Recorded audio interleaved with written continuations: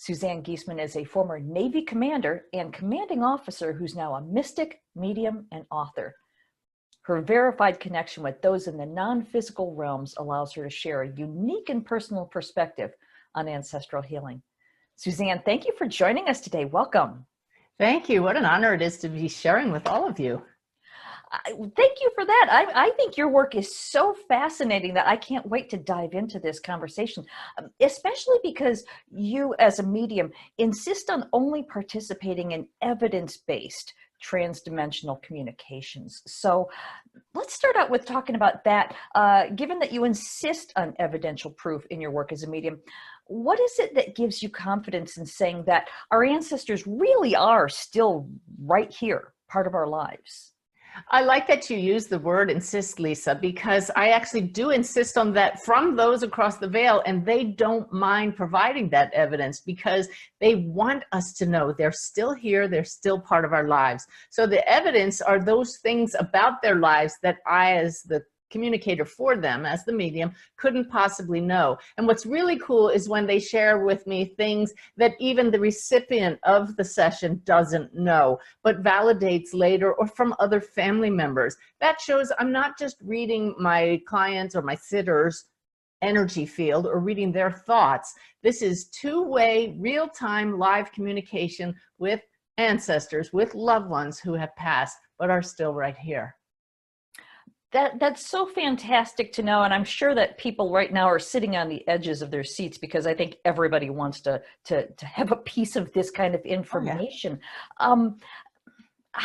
Let me ask you, how far back can ancestors go? I mean, is it only just the recently departed, or can people who've been gone for centuries come through? Well, because we're tapping into soul energy, light, that are patterns of energy, but consciousness in expression, there is no limit. But we do, when we're dealing with evidence, want to be able to validate things. So there's only so much that history can tell us. For that reason, I think the farthest back I've gone is some relatives from the Civil War with some of my clients, showing actual artifacts that the family member still has here as evidence, recognizable, a little silver spoon, really cool stuff like that. Or somebody in the family was a general in the Civil War, and that's really big for their family. That was a great-great-grandfather. And I have gotten some great-grandparents, and a lot of mediums do get grandparents. I, in my work, ask for the immediate family, whoever's going to bring the most healing. So in many cases, that is grandparents, but a lot of times it's the parents, the spouses, the children who pass, who want to make their presence known.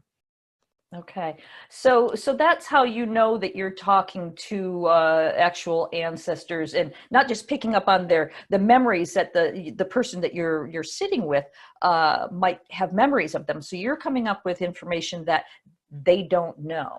Oh, in many cases, yes, yes. Okay. And that's why it's when I share something with a client and they say no, I'll say, I need you to verify that with someone because I know what they're showing me. There's such confidence that comes with some of the connections. Not always. This is subtle energy we're dealing with.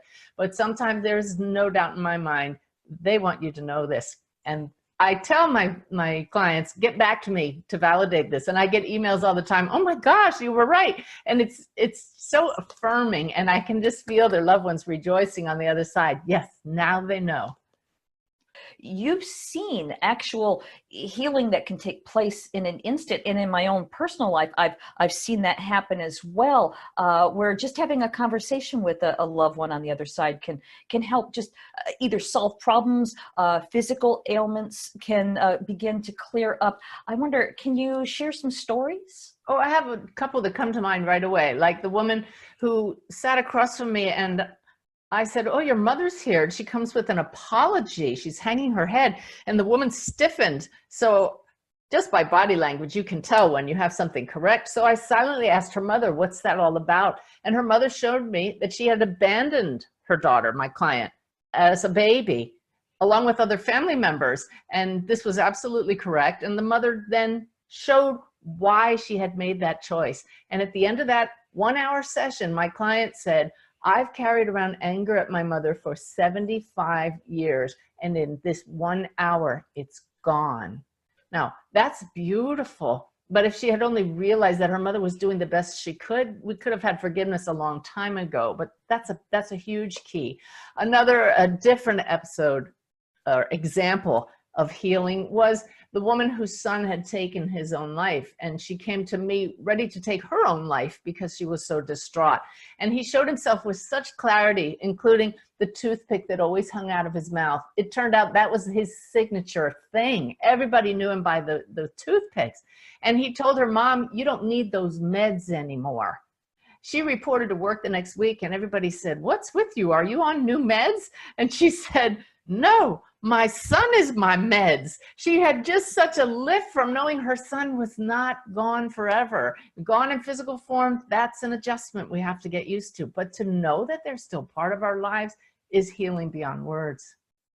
I'm wondering here, because not everybody has access to a medium, or they may have had a sitting with somebody who wasn't able to bring forth information they needed or evidence to help them to believe that this was real. So for people who don't have access to a trusted medium, what can we do to begin opening the lines of communication and actually believe that we are getting true information? And you just hit the key right there, Lisa. Belief is the number one key. We have to believe the spirit world is real.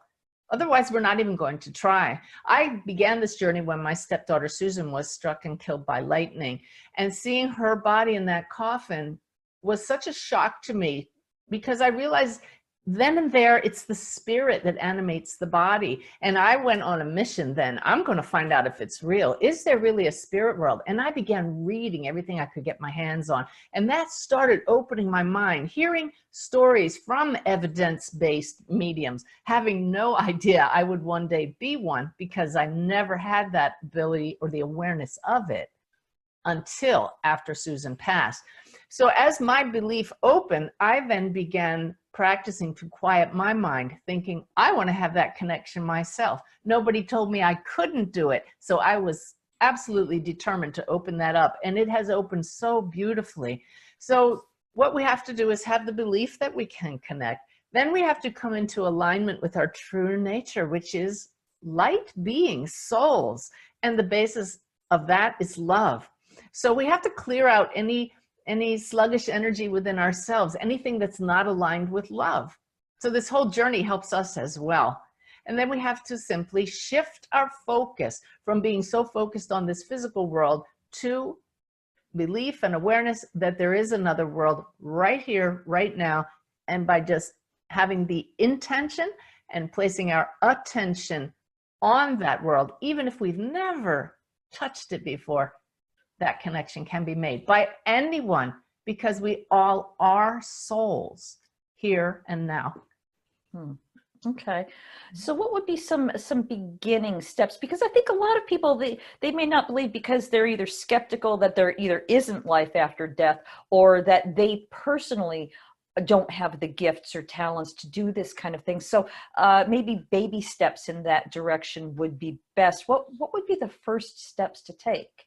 Again, you've got to examine your own thoughts. What are my beliefs? Are they blocking me?